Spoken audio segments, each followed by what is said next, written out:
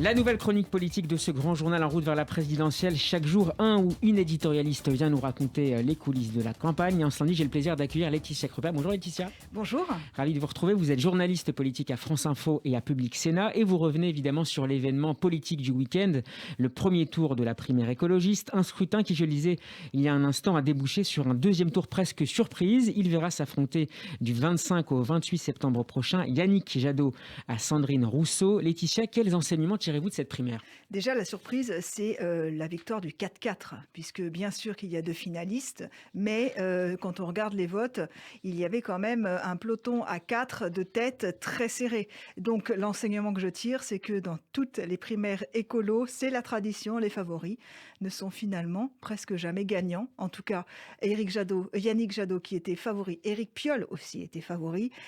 Jadot se détache, mais vraiment à quelques milliers de voix. Piolle est perdant. Et quatrième. Donc nous avons une surprise des élections. Est-ce que c'est un scénario qui va se répéter pour 2022 parce que c'est ce que tout le monde a en tête? C'est-à-dire que est-ce qu'aujourd'hui nous sommes absolument incapables de prévoir ce qui sera le résultat d'un scrutin? Je ne sais pas, je vous pose la question. Rien ne se passe comme prévu. Rien ne se passe comme prévu, mais c'est vrai que chez les écologistes, c'est finalement une tradition. Vous voyez, ça devient une arlésienne. Et après, il y a quand même une inconnue, les 100 000 votants, 106 000 votants, puisque ce scrutin était ouvert à tout le monde. Donc, ça ne représente pas forcément, on imagine que visiblement, quand on a une sensibilité écolo, on va quand même aller voter, mais ce n'est pas sûr. Donc, si vous Parce voulez... qu'on ne connaît pas non plus la sociologie de ces électeurs. Aucune idée d'une image sociologique juste et correcte de ces électeurs-là. Je vous rappelle que ce seront les mêmes pour le deuxième tour, puisqu'on ne peut plus s'inscrire à cette primaire. Donc vous voyez, il y a beaucoup d'inconnus. Il me semble que ce matin, on tire beaucoup de conclusions un peu trop hâtives. Alors en coiffant au poteau, vous le disiez Laetitia, Delphine Batho et Éric Piolle, l'économiste Sandrine Rousseau a expliqué porter une écologie de gauche, au contraire selon elle de son adversaire. Pourquoi et comment cette partisane de l'écoféminisme a-t-elle réussi son pari ? Écoutez, finalement, c'est une tradition, là encore, chez les écologistes, c'est-à-dire qu'il y a un courant qui se détache depuis une quarantaine d'années maintenant et qui considère qu'il faut communiquer par coups, par disruption, par actions qui sont un peu mémorables. Et donc, Sandrine Rousseau peut être l'incarnation de ce courant-là, c'est-à-dire, c'est pour ça qu'on dit souvent radical. C'est un mot là, qui revient, je crois que c'est le mot que j'ai entendu le plus depuis hier soir. Radical, on essaie de savoir si le candidat radical sera le gagnant. C'est une qualité maintenant peut-être. Oui, en tout cas, Sandrine Rousseau, pourquoi a-t-elle réussi dans cette voie-là? Parce qu'elle a su aussi se servir des réseaux sociaux. Elle a fait une très bonne campagne dans les médias traditionnels, certes, mais sa chambre d'écho principale était les réseaux sociaux, quitte parfois à se prendre un peu les pieds dans le tapis avec un tweet, notamment sur Belmondo et sa dernière cascade. Mais finalement, même quand on est la risée des internautes, on capte les projecteurs sur soi. C'est-à-dire que celle dont on a le plus parlé, à la fin, c'est Sandrine Rousseau. Il faut qu'on parle de soi quoi qu'il arrive. Quoi qu'il arrive, exactement. Et je pense qu'elle tire son épingle du jeu avec cette stratégie-là. Et l'écoféminisme, puisque c'est ce courant qu'elle incarne, finalement, je trouve que c'est très intéressant d'avoir cette candidate qui incarne cet écoféminisme. Je vous rappelle que c'est la contraction de écologie et féminisme. C'est né dans les années 70, ça s'est vraiment développé dans les années 80, donc rien de neuf. C'est quand même un courant qui est là chez les féministes de longue date, depuis 40 ans, depuis 50 ans, et qui considère en gros qu'il y a des correspondances entre la domination des hommes sur les femmes et des humains sur la planète. Et donc, il faut lutter contre le système patriarcal et capitaliste. Voilà, c'est ce message-là que porte Sandrine Rousseau. Mais ce qui m'intéresse, moi, Steve, c'est que dans les marches pour le climat, quand on regardait, souvenez-vous, ces marches où les jeunes se mobilisaient tous les vendredis, quand on regardait, qu'on faisait attention aux slogans sur les pancartes, souvent, il y avait des évocations de la femme et du climat. C'est-à-dire que c'est un courant qui prend aussi ses racines aujourd'hui dans notre jeunesse. Donc il ne faut pas le balayer d'un revers de main.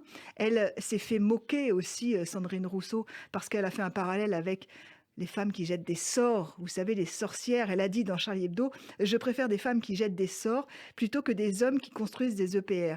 Mais ce n'est pas uniquement, elle n'est pas complètement uluberlue, c'est-à-dire que la référence à la figure de la sorcière, c'est aussi caractéristique de ce mouvement de l'écoféminisme. Donc Elle incarne un mouvement qui est en train de se développer, notamment chez les plus jeunes. Peut-être. En tout cas, la sorcière, c'est une figure populaire dans le féminisme actuel. Donc, vous voyez, il ne faut pas non plus tout de suite se moquer, voilà, et jeter en se disant, c'est souvent le cas, elle est complètement irrationnelle, cette candidate-là. Non, ce créneau existe dans la société. Je ne sais pas combien il pèse. Je ne sais pas qui sont les Français qui se sentent représentés par ce créneau-là. En tout cas, il existe. Alors, au regard de ces résultats qui qualifient au second tour une vision de l'écologie, vous le disiez, nécessairement radicale, selon les termes, une nouvelle fois, de Sandrine Rousseau, mais aussi de la très probable candidature d'Éric Zemmour, direz-vous, Laetitia Krupa, que notre époque convoque les profils les plus clivants ?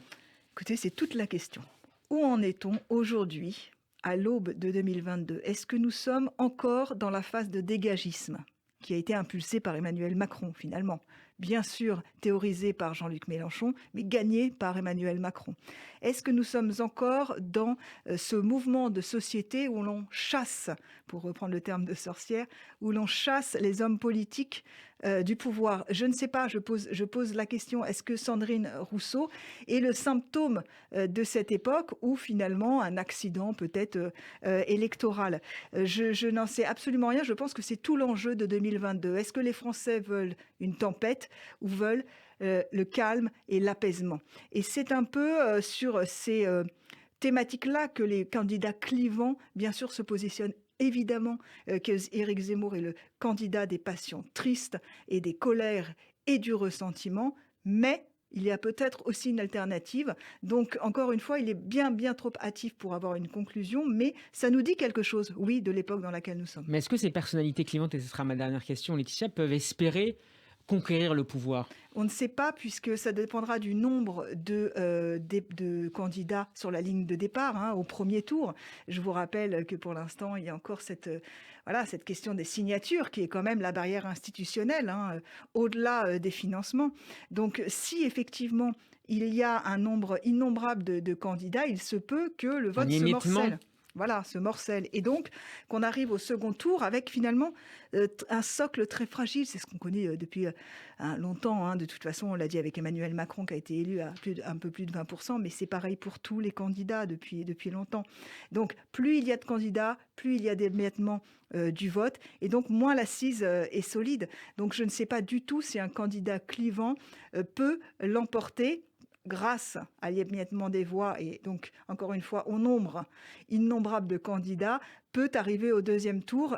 C'est encore une fois tout l'enjeu pour 2022. Mais il pourra en tout cas peser sur la nature des débats. Ça, de toute façon, bien sûr, là on le voit déjà avec Éric Zemmour qui impose ses thèmes. D'ailleurs, je suis absolument ébahi. Pourquoi, alors qu'il n'est pas candidat, il réussit à imposer ses thèmes de campagne? Ça fera l'objet d'une autre chronique. C'est à noter. Merci beaucoup Laetitia Krupa. Je rappelle qu'En route vers la présidentielle, c'est à retrouver en podcast sur radioj.fr. Jeudi, nous serons en compagnie de Mickaël Darmon. Bon après-midi Laetitia. Merci.